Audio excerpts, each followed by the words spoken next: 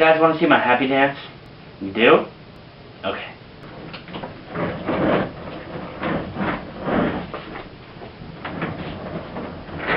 Please. Please be good. Just please, be good. Yes, if you read the title and saw the trailers, you know that Percy Jackson and the Sea of Monsters is finally being made into a movie. It comes out in August.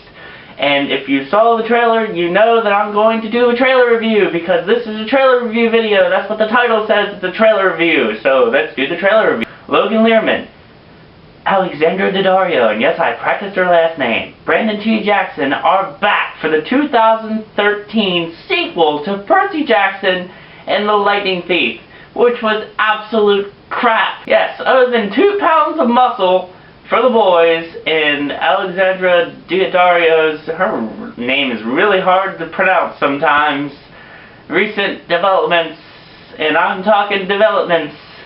That was Annabeth in the Texas Chainsaw Massacre movie. I guarantee you, if you don't believe me, watch it again. It's her. She's changed her looks a lot, and wow, these characters are way too old for this movie. Why? So, overall, the tone of this trailer is dark. I like it. Darkness, along with grittiness and realness, they pretty much make or break a movie nowadays. The Dark Knight trilogy, the last Bond movie. Nolanizing is becoming something of a trend now. Even Superman looks like it's going to be realistic and gritty and dark. Anyway, let's continue with this trailer review. I don't see much of a change from the first movie. It did have a dark plot, if you think about it. Going to the underworld, knowing that you possibly won't come back, that's pretty dark to me. Basically, if you read the synopsis, I need to stop saying basically. If you read the synopsis on IMDb, you know this movie is about Percy Jackson and his friends going on a quest for the Golden Fleece. I don't know why I just touched my mustache like that.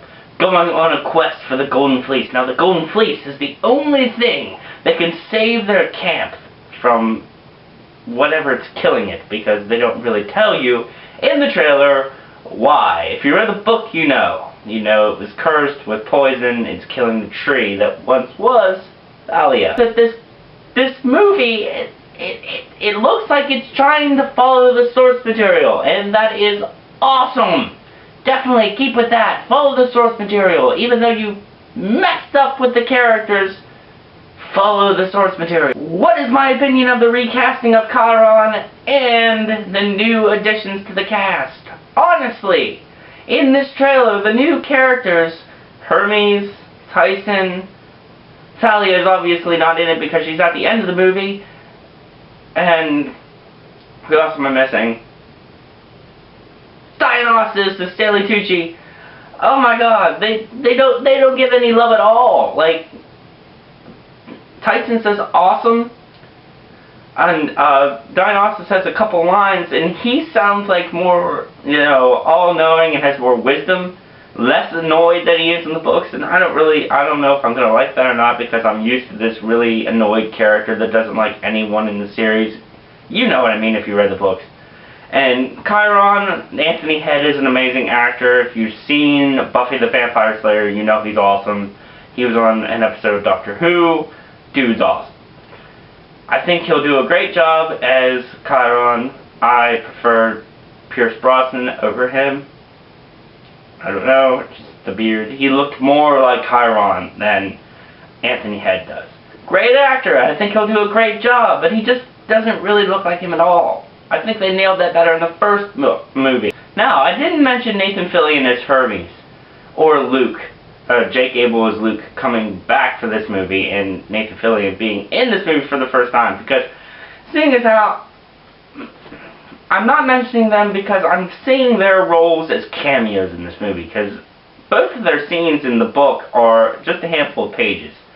But Nathan Fillion looks like he owns, like he always does in everything, and Jake Abel looks even more venomous as Luke, and that is perfect because his character gets pretty evil. Now, the one thing that I don't like is, I'm really sad, is There's no Mark Hamill. What happened? There's no Mark Hamill. He was there from the beginning. I was so excited that I was actually going to see Mark Hamill in a movie before the new Star Wars. But I guess he's devoting all of his time to the new Star Wars. I guess new Star Wars money was more allure. Alright, before I talk about anything else, I want to talk about Tyson. Now, Tyson only says one thing in this whole trailer. He says, awesome. And in the book, he is taller than Percy, and he's bigger than Percy, and he looks like he's older than Percy, but I guess with being a half god, half Cyclops, his mentality is of that younger than when he looks. It's like 3 years younger than Percy in his mind. Like, in this book, Percy is 12, or 12? Yeah, 12. And that would make Tyson 9. You know what I mean? He's more of a child. But he seems to have a more laid-back kind of attitude, and I like that. I'm thinking that he's going to be more like a James Franco type character. More laid-back, cool one-liners. I think it's going to work. I think the fanboys and fangirls are going to be upset about that, but I actually think that's going to work for this. Having the older characters, making Tyson a little bit older than he is in the book. He gets along with everybody else, I mean, eventually, but I just think it's going to work the way that they have it. Alright, the pluses in this. Annabeth is finally a blonde. They got that right. Oh, and another thing. The shield that Luke gave him in the first book. The shield that... No. Yeah, the shield that Luke gave him in the first movie was damaged at the end.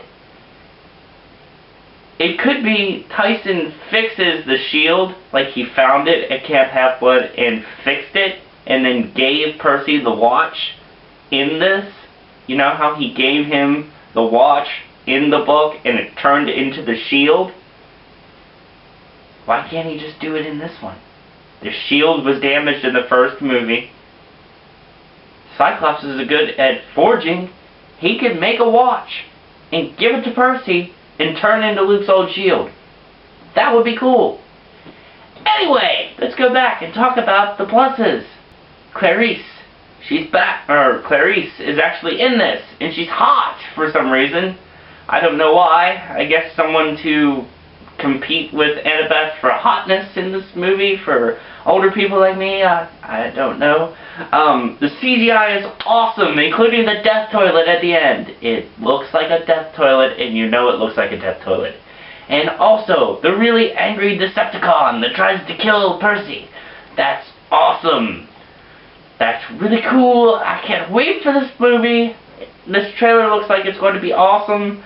I had my doubts, but I don't know. It's got the dark tones that I like. It's got awesome CGI.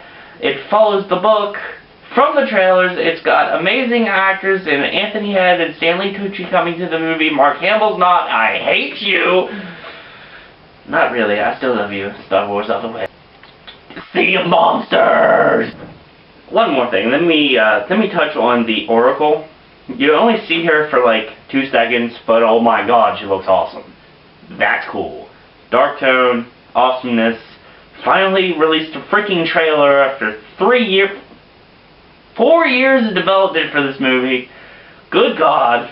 Finally, we get to see something. Yeah. Anyway, that's been my trailer review for Percy Jackson and Sea of Monsters. If you liked this video, feel free to click right here. This is an annotation to my second video. Yes, I uploaded 2 videos today, and you can click this little annotation right here, and it will take you to my other video.